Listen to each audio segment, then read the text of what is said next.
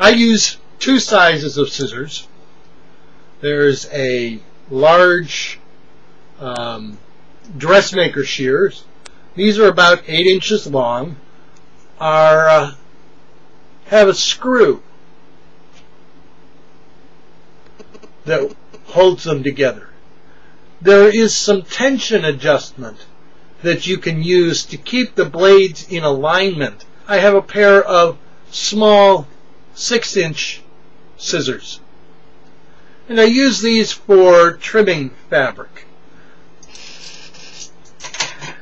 Then for snipping, I have a small kind of fingertip snipper.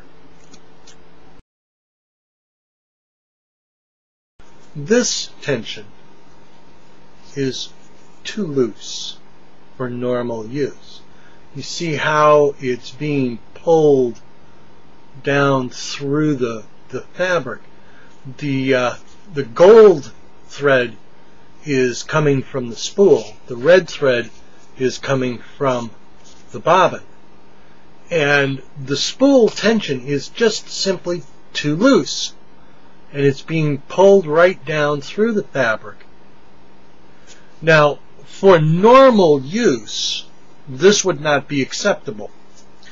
But if what you're doing is basting, just running a stitch to hold things in place, it can be very helpful. It can be very effective, because all you need to do then to take it out is you just pull on it. It pulls right out. The gold thread pulls right out.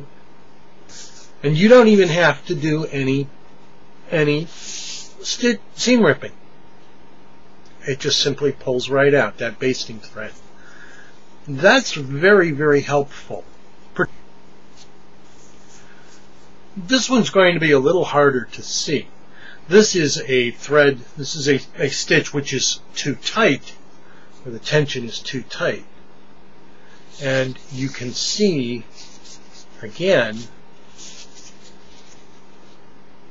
where things are being pulled, but it's different this time.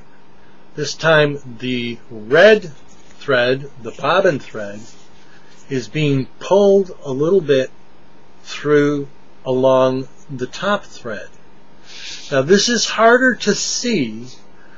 One of the tip-offs is the way in which that bottom is puckering. If you can see that pucker.